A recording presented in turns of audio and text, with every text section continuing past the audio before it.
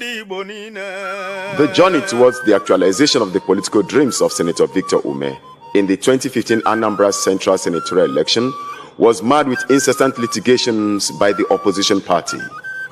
This inadvertently hindered the People's Senator from assuming office despite various court rulings in his favor. Senator Victor Umeh was sworn into office in January 2018, having less than 1 year to complete his senatorial obligations to Nigerians and his constituency. This appeared to be an uphill task, as this has never been done in the history of Nigeria. But then, Ohamadike believes that the might of a warrior can only be tested in battle, and if he spends only 1 hour in the red chambers, he must make a difference. The following are the achievements of Senator Victor Umeh in less than 10 months in office. Raising motion to protect the core interest of the Southeast region, citing the Federal Railway project and other crucial projects in the country. Services by road has risen astronomically. Worried that in the process of developing a modern rail transport system that will enhance economic growth and development of Nigeria, the federal government's current railways modernization project has included the Eastern Rail Lines. Further worried by the non-inclusion of the Eastern Rail Lines, which connects the eastern parts of the country to the northern parts of the country in the 2018 budget proposal and recently approved $6.8 billion foreign loan dedicated to this program.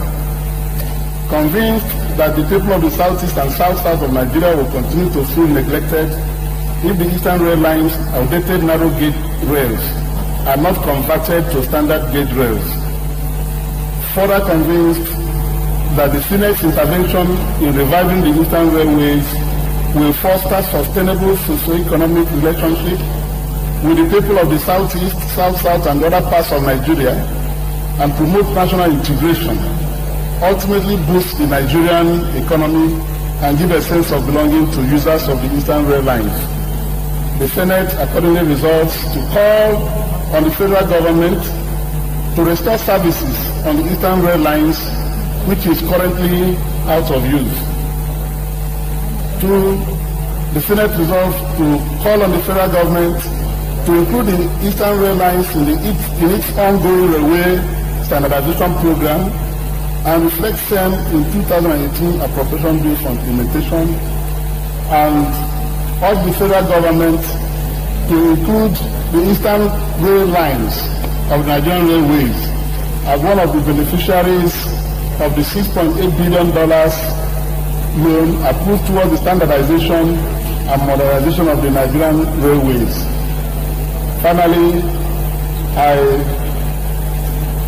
call on my distinguished colleagues and this distinguished Senate to support this motion. I represent Anambra Central Senatorial District. Distinguished colleagues, Mr. President, I want to draw the attention of the committee report on paragraph 4 of this report. Meanwhile, I've looked at the CVs of the 4 nominees, and I want to say that they have very rich background and experience and education to work in the Economic and Financial Crimes Commission. But I find paragraph 4 in page 6 of this report very worrisome. The committee noted that 3 out of the 4 nominees from the North Central were from the North Central, Northeast, Northwest, and Southwest geopolitical zones. 1 nominee is from the Southwest, that is Mr. Deleke Adebayo Rafiu. Mr. President, the committee noted that this composition of this commission is not in accord with the provision of Section 14(3) of the Constitution, which deals on federal character. Mr. President, we know that the chairman of this commission or the acting chairman of this commission is from the Northeast. So there are now 4 from the North, if you go by the committee report. And just 2 weeks ago, this Senate confirmed the nomination of the secretary to the commission. That secretary to the commission is from the Southwest. And in the membership in this commission, we have a delegate again from the Southwest. The Southeast and the South-South are obviously not accommodated in the commission. Mr. President, we have continued to say this, that if there is need to accommodate all parts of Nigeria in activities of government, particularly in appointing people to agencies of government. That has been the practice in this chamber. And on this issue of fight against corruption, Mr. President, this commission is a very important commission because the fight against corruption involves all parts of Nigeria. People are investigated from all parts of Nigeria. It will not be nice if we begin to constitute a commission that will fight corruption to the satisfaction of all Nigerians, and some parts of Nigeria are not represented in the commission. If you look at this composition, Mr. President, without saying the obvious, some people may think that the war against corruption is instituted for them. Only them will be the people that will be dealt with.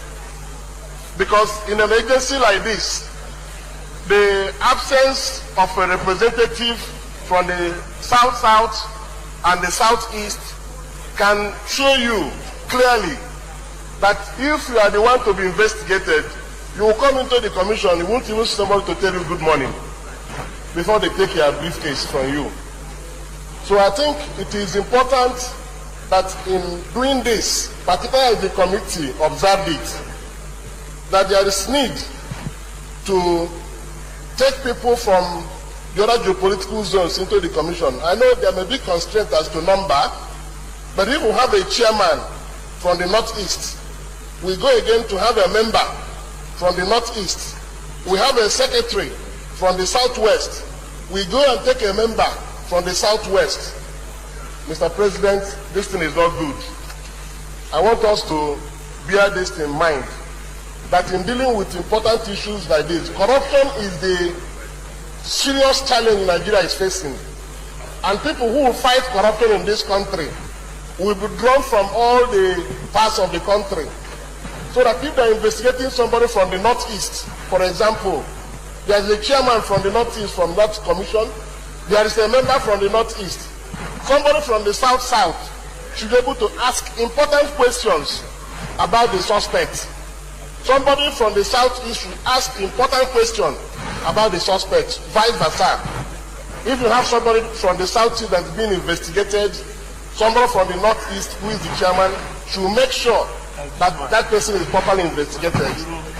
So I want to say that this composition, not being in accord with the federal character principle, the Senate should not go and approve nominations from chairman from Northeast, a member from Northeast, secretary to the commission from Southwest, a member from the Southwest, and 2 geopolitical zones should be left out. This corruption should be fought with every force available. There should be no sacred cow, and there should be no preferential treatment. This is my observation to this report. And I believe that it is not late, since the committee screened these people in 2017. In 2017, there's nothing wrong with the Senate returning this nomination to the President. After all, we have amended the Electoral Act several times, and the President returned them. This one is not good. Let us return this report to the President with these observations. Good enough, all things returned to us were made with observations.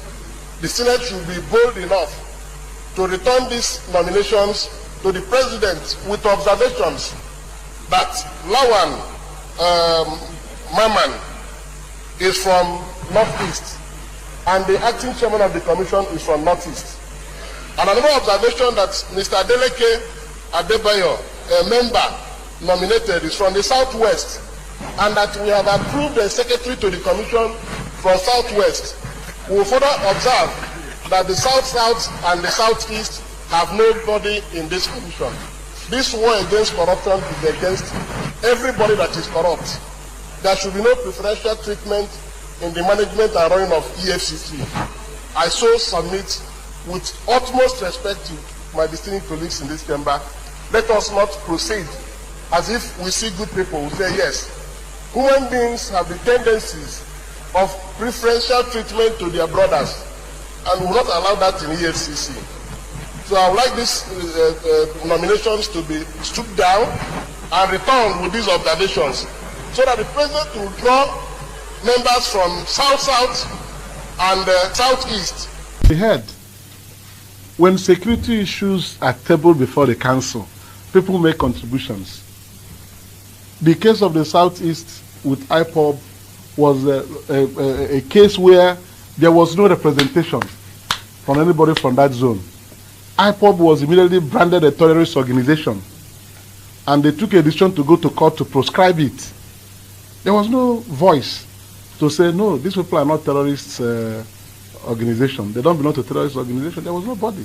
It was convenient for them to reach that quick decision because there was nobody to say, no, this is not the reason.